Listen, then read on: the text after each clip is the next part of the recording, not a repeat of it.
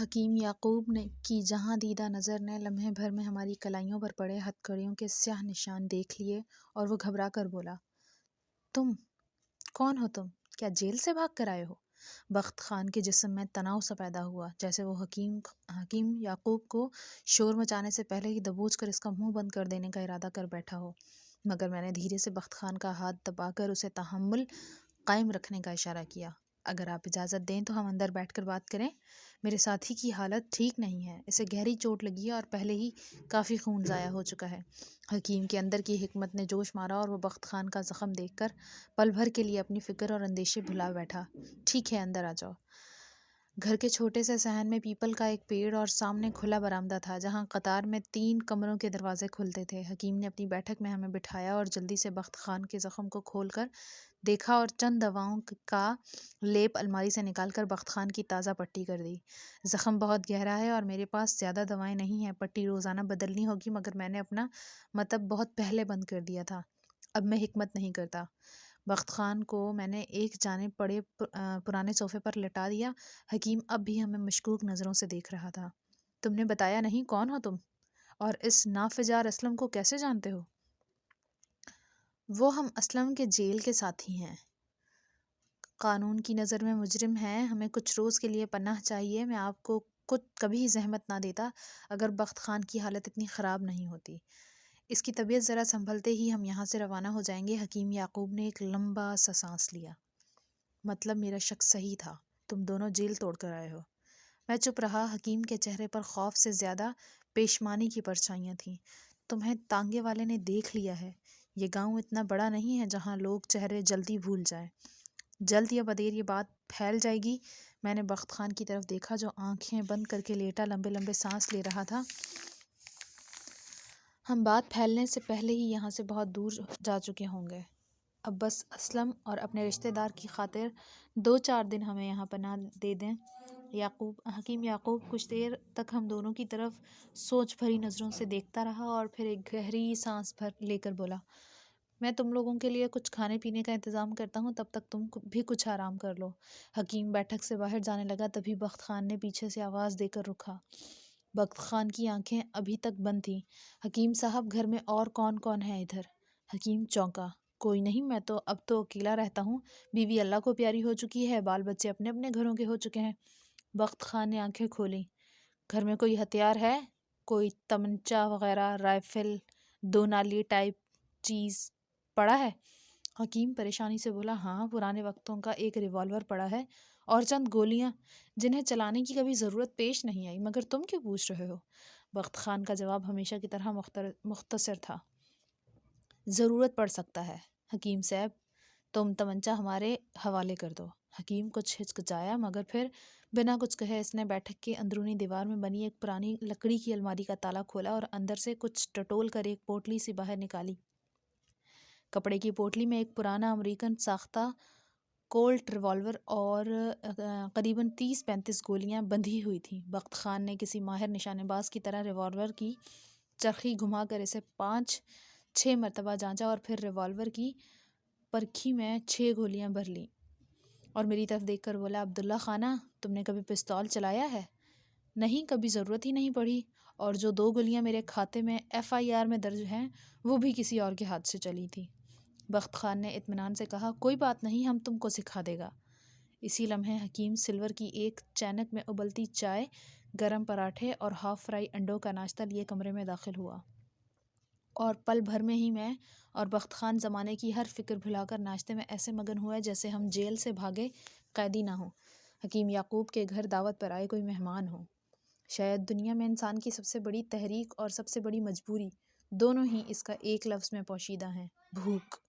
Jail کے لنگر سے کھاتے اور سالوں سے ایک ہی مستقل بدمزہ کھانا چکھتے، شاید اس ذائقے کی مرہون منت ہے۔ معدہ بھرنے کے بعد غنودگی محسوس ہونے لگی، مگر بخت خان نے مجھے ہوشیار کیا کہ ہم میں سے ایک کو ہر حال میں جاگنا ہوگا۔ شاید وہ حکیم یعقوب پر ابھی تک پورا بھروسہ نہیں کر پایا تھا۔ میں نے بخت خان کو سونے کا کہا اور خود اپنی آنکھوں سے نیند بھگانے کی ترکیبیں کرتا رہا۔ یہ نیند بھی کیسی عجیب دشمن ہے ہماری، ہمیشہ ہماری خواہش کے برعکس مزاج رہتا ہے اس کا۔ شام ڈھلنے سے پہلے حکیم نے بیٹھک میں جھانکا۔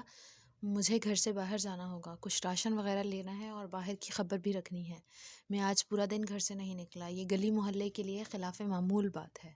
بخت خان نے حکیم کی طرف دیکھا۔ نہیں حکیم صاحب، اس 4 دیواری سے باہر جانا منع ہے، ہماری مجبوری سمجھو۔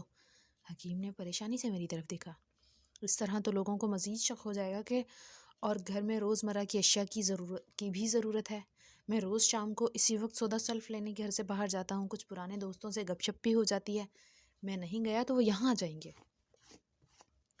بخت خان کے سخت لہجے سے صاف لگ رہا تھا کہ وہ کسی صورت حکیم یعقوب کو گھر سے باہر جانے دینے کا خطرہ مول نہیں لینا چاہتا۔ میں نے کچھ دیر صورتحال کو تولا اور پھر حکیم سے کہا، ٹھیک ہے، آپ ہو آئیں بازار سے، ہم آپ کے آنے کا انتظار کریں گے۔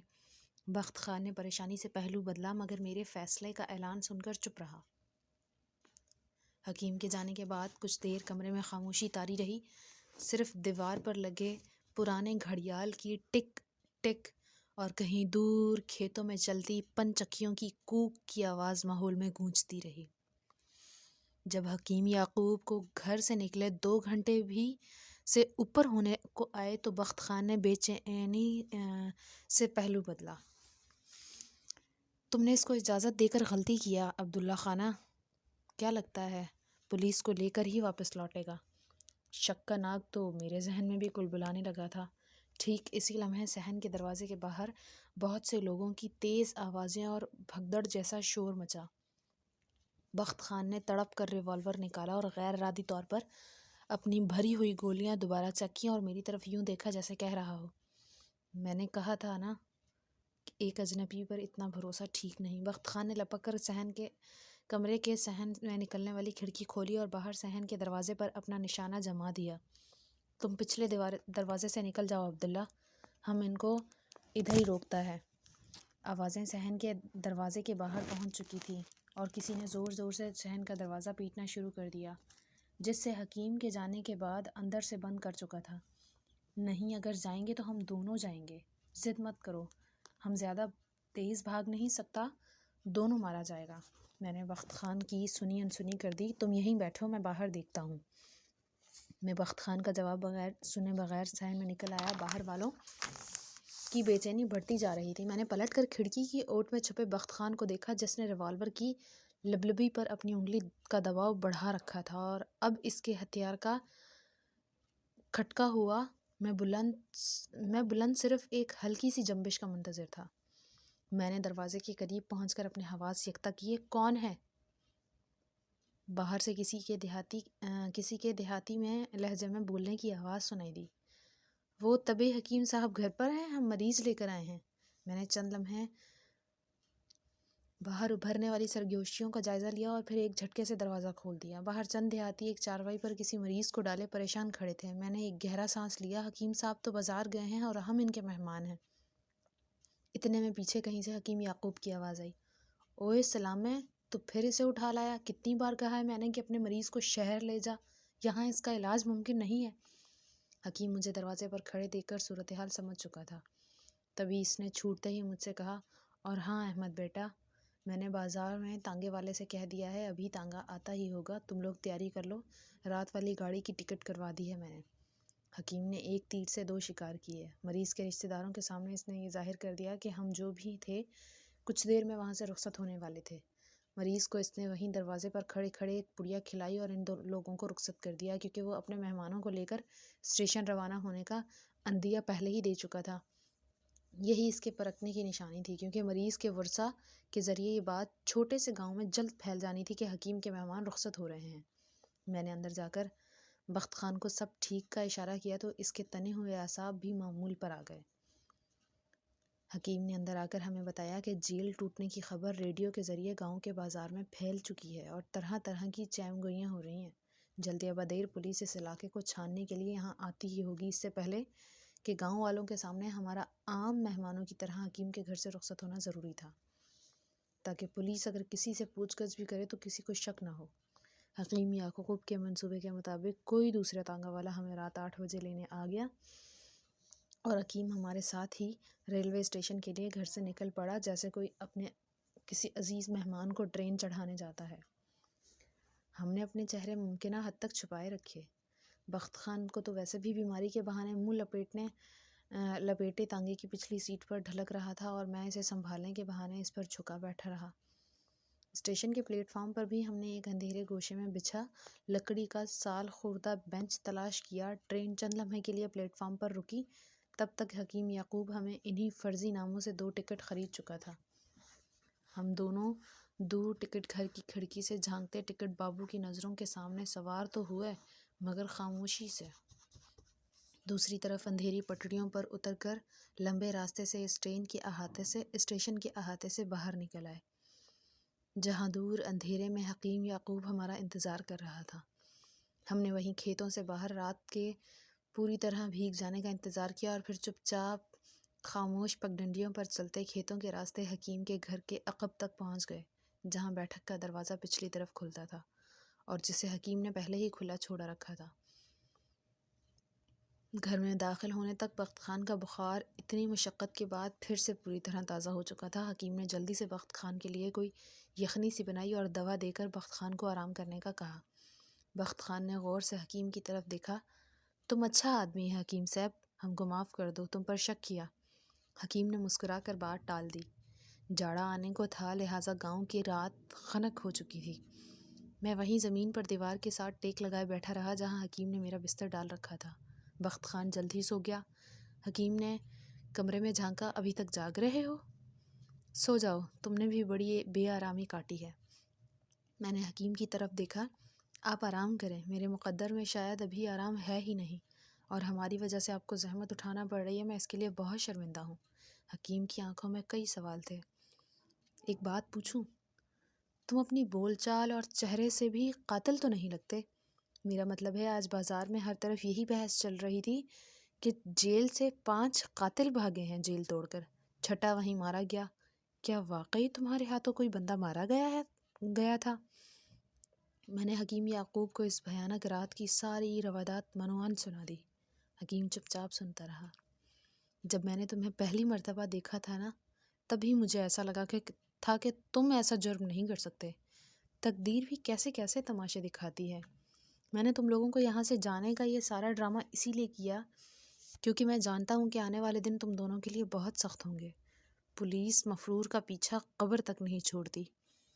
تم دونوں جس مال گاڑی پر بھاگے تھے، اس کے راستے میں آنے والے ہر اسٹیشن اور بستی کی خاک چھانے گی اب پولیس۔ حکیم کا دعویٰ بالکل سچ ثابت ہوا اور اگلی صبح ہی گاؤں میں دوسرے ضلع کی پولیس پہنچ چکی تھی۔ گاؤں کے نمبردار کے ساتھ چوپال کے ڈیرے میں سبھی گاؤں کے معتبرین کو اکٹھا کر کے پوچھ گچھ شروع کر دی گئی۔ حکیم یعقوب کی حکمت کام کر گئی اور اس نے گھر آنے والے 2 مہمانوں کا ذکر عام ہی رہا، کیونکہ سبھی جانتے تھے کہ ہم اگلی رات وہاں سے روانہ ہو چکے تھے۔ ہماری طرح کچھ اور لوگوں کے گھر بھی مہمان آئے یا گئے تھے، موجود تھے۔ انہیں وہیں چوپال میں بلوا کر طریقے سے ان کی شناخت کر لی گئی اور پولیس اگلے گاؤں کی طرف روانہ ہو گئی۔ مگر حکیم گھر آیا تو اس کے چہرے کی پریشانی بتا رہی تھی کہ معاملہ ابھی تک پوری طرح ٹلا نہیں ہے۔ پولیس دوبارہ ضرور پلٹے گی، کیونکہ انہیں آگے چل کر بھی کوئی کامیابی نصیب نہیں ہوگی، اور اس بار وہ گھر گھر کی تلاشی لینے سے باز نہیں آئیں گے۔ بخت خان بولا، ٹھیک ہے حکیم صاحب، پھر ہم لوگ نکل جائے تو اچھا ہے آج رات۔ نہیں، ابھی تمہارا زخم تازہ ہے اور پولیس کو 5-6 دن تو لگ ہی جائیں گے پلٹنے میں۔ یہ علاقہ بہت بڑا ہے، فی الحال تمہارے لیے یہی پناہ گاہ بہتر ہے۔ اس رات میں نے حکیم یعقوب کو اپنے جیل سے بھاگنے کا مقصد اور مہرو کی کہانی سنائی تو ان کی آنکھیں بھر آئیں۔ ہاں، میں نے اپنے بھتیجے سے یہ کہانی سن رکھی ہے، وہ وہیں کرمداد کے گاؤں میں ہی رہتا ہے۔ سال 6 ماہ میں میرا بھی جانا ہوتا ہے وہاں۔ یہاں سے 12 گھنٹے ٹرین کی مسافت پر ہے رحیم گڑھ۔ مگر یہ تو بہت پرانی بات ہے، اب تو لوگ اس لڑکی کو بھول بھال چکے ہوں گے۔ اس کی پاگل ماں سارا دن گلیوں کی خاک چھانتی ہے اور رات گاؤں سے باہر بڑے پیر کے مزار پر جا کر تھک کر سو جاتی ہے۔ تم اب اس لڑکی کو کہاں ڈھونڈو گے؟ 3 سال سے بھی زیادہ ہو چکے ہیں اس سے غائب ہوئے۔ اس کے منگیتر نے بھی اگلے ہی برس شادی رچا لی تھی، سنا ہے اب تو بچہ بھی ہے اس کا۔ حکیم یعقوب سارے قصے سے اچھی طرح واقف تھا۔ ان چھوٹے گاؤں دیہاتوں کی بات جنگل میں آگ کی طرح پھیلتی تھی، اور پھر یادوں کا دھواں برسوں سلگتا رہتا تھا۔ ہم شہر والوں کی طرح کمزور یادداشت کے مالک نہیں تھے یہ لوگ، جہاں اگلے 2-4 دن میں ہی کسی دوسرے حادثے کا چھینٹا پچھلے حادثے کی سلگن کو بجھا دیتا ہے۔ جانے مجھے کیوں ایسا لگا تھا کہ مہرو کی کہانی کا پہلا دھاگا مجھے اس کے گھر کے آس پاس ہی ملے گا۔ اگلے 3-4 دن میں بخت خان کی حالت کافی بہتر ہو گئی۔ 5ویں صبح گلی میں شور سا مچ گیا۔ حکیم کے پوچھنے پر گلی میں بچے کھیلتے بچوں میں سے ایک نے دوڑتے دوڑتے ادھورا سا پیغام دیا، چاچو پولیس کی گاڑی آئی ہے، بڑی سی تلاشی ہو رہی ہے۔ میں نے بخت خان کی طرف دیکھا۔ ہمارے جانے کا وقت ہو گیا ہے۔ بخت خان نے جیب سے بہت سے روپے نکال کر حکیم کی جیب میں ڈالنا چاہے، مگر حکیم نے اس کا ہاتھ روک دیا۔ کیوں شرمندہ کر رہے ہو؟ میرے پاس تمہیں دینے کے لیے اس پستول کے علاوہ اور کچھ بھی نہیں، ورنہ ضرور تمہارے حوالے کر دیتا۔ میں نے حکیم کے شانے پر ہاتھ رکھا۔ آپ کی دعائیں اس وقت سب سے قیمتی سوغات ہیں، دعا کیجیے گا ہم اپنے مقدر میں کامیاب رہیں۔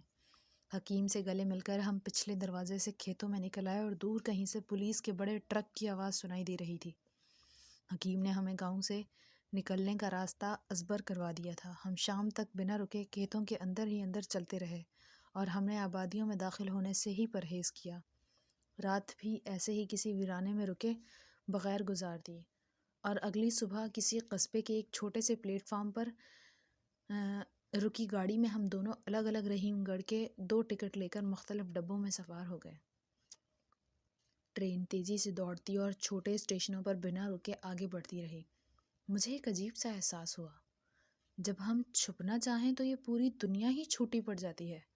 ہر نظر مجھے اپنی جانب تکتی اور گھورتی ہوئی محسوس ہو رہی تھی۔ کیسی عجیب دنیا ہے یہ، جو ظاہر اور نمایاں ہونا چاہتے ہیں انہیں ٹالتی ہے، ان سے گریز کرتی ہے، مگر جو خود کو چھپانا چاہیں اور خفیہ رکھنے کی خواہش مند ہو انہیں گھور گھور کر بے نقاب کرنے کی کوشش کرتی ہے۔ اچانک گاڑی کی رفتار کم ہونے لگی۔ شام کا اندھیرا پھیل رہا تھا۔